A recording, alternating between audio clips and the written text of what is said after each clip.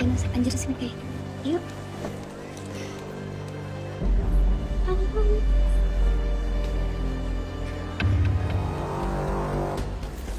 Matong suso...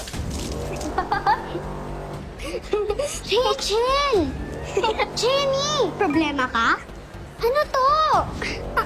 Binibidyoan ka lang naman ah. Iyakin mo naman! Okay, salamat. Thank you.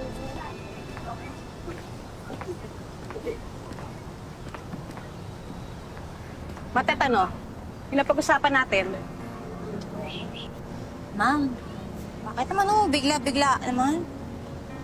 Ilax ko pa naman kumita dito sa pwesto ko. Basta buo na desisyon ko. Umalis ka na din sa pwesto mo. Pero ma'am, nagbabayad naman ako dito sa pwesto ko. Tsaka hindi naman ako nakakaabala sa butikan nyo. Basta ayoko na nandito ka pa. Bakit naman ho? Dahil kinalaban mo ko. Malas mo lang kasi kaibigan ko tong pinupwestuhan mo. Kaya naman pala. Masyado mo naman personal yung nangyari sa mga anak natin. Pati kabuhayan ko, dinamay mo. Dapat inisip mo muna yan bago mo ako inaway. Namimili ka kasi dapat ng aawayin mo. Ma'am, kami ni Berna yung may hindi pagkakaintindihan. Huwag yun naman idamay yung trabaho ko. Huwag mo na pansinin yan. Sige na, asikusin mo na tindahan mo. Alam mo, yun naman talaga mahirap sa mga daga, no?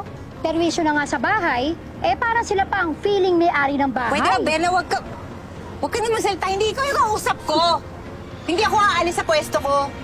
Ganon. Bitakot mo nga. O sige, hindi ka talaga aalis. Ayaw mo. Ano ba? Ray! Halika dito.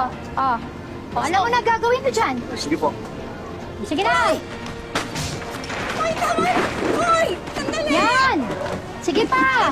Yung talagang hindi na mapapakinabangan! Ito pa! Yan! Ito pa! Tama na, Berna! Sige, pakasirain mo yung tipong wala nang ipagyayabang. Ano? Okay na? Ha? Baka naman hindi pa sirang-sira. Sirain mo mabuti.